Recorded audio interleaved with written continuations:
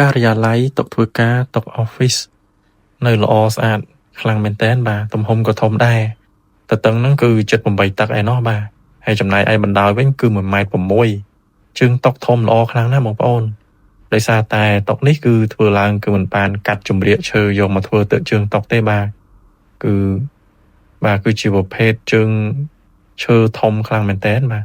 ហើយនេះគឺជាផ្ទៃតុគឺនៅរលោងល្អចំណែកឯគែមតុក៏អត់មានបញ្ហាអីដែរបាទនេះគឺជាជើងតុធំមែនតើបាទចង់ប្រព័ន្ធកជើងទៅហើយ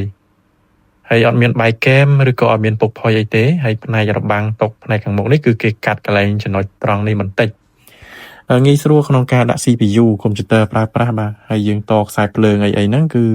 ក្បែរ monitor កុំព្យូទ័រតែម្ដងហើយផ្នែកគៀនខាងនេះអីបាទគឺអត់មានដាច់រហែកអីទេគឺនៅល្អប្រើទេបងប្អូនគែមតុអីក៏នៅល្អដែរបាទសាច់ឈើក៏នៅល្អទៀតបាទរកចំណុចពុកផុយអត់ឃើញទេគែមតុអីក៏នៅល្អដែរបងប្អូនមិនមានបញ្ហាធំដុំទេបាទគាត់ថាទិញទួចប៉ុណ្្នឹងឯងបងប្អូននៅពេលយើងលើកចុះលើកឡើងបាទជើងតុផ្នែកខាងនេះក៏ល្អដែរអត់មានរលុងអីទេបងប្អូនគឺនៅល្អគ្រប់យ៉ាងតែម្ដងបាទហើយយើងថែមទាំងមានបាទកន្លែងនេះគឺសម្រាប់ដាក់ keyboard ឬក៏របបផ្សេងហើយយើងមានកូនទូមួយទៀតផងដែរបាទបងប្អូននឹងទទួលបានកូនទូមួយទៀតហើយយើងមានកង់ទៀតបាទកូនទូនេះមានកង់អញ្ចឹងយើងអាចចល័តកូនទូនេះដាក់នៅខាងណាក៏បានដែរតាមបងប្អូនត្រូវការបាទសាច់កូនទូនេះគឺនៅល្អបាទសាច់ឈើកង់អីក៏នៅល្អដែរ